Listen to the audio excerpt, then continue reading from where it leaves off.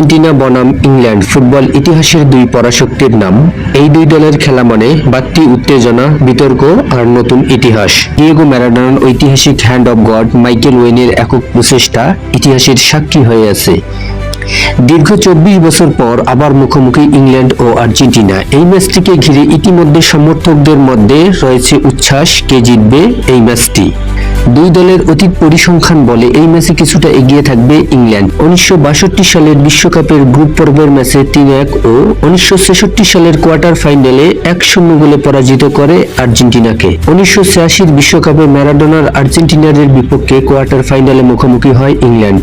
ম্যারাডোনার hand of god শতাব্দীর সেরা গোলের কারণে 2-1 গোলে পরাজিত হয় ইংল্যান্ড। 1998 সালে শেষ 16তে মোকাবেলা করে আর্জেন্টিনা ও ইংল্যান্ড। 2-2 গোলে ড্র হওয়ার পর ট্রাইফিকারে 4-3 গোলে সিমিউনের দল জয়লাভ করে।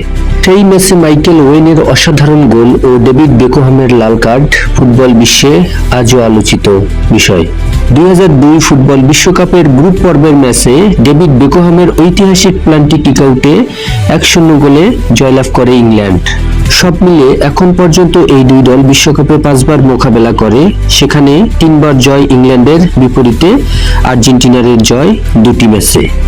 ইতিহাস বলে এই দুই দল এখন পর্যন্ত 14 বার মোকাবেলা করেছে, সেখানে আর্জেন্টিনার জয় 2টি, ইংল্যান্ডের জয় 6টি, বাকি 6টি ম্যাচ ড্র হয়েছে। পরিসংখ্যান বলে সেমিফাইনালের এই ম্যাচে নিশ্চিতভাবে এগিয়ে থাকবে ইংল্যান্ড, কিন্তু অতীত ইতিহাস আর পরিসংখ্যান বিশ্বকাপের সেমিফাইনাল ম্যাচে কতটা গুরুত্বপূর্ণ সেটা বুধবারের ম্যাচ বলে দেবে।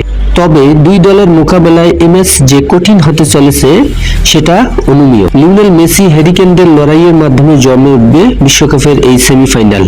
তবে বিশ্বকাপের সেমিফাইনালে শেষ হাসি লিওনেল মেসি নাকি হ্যারি কেন, সেটা বুধবারই জানা যাবে।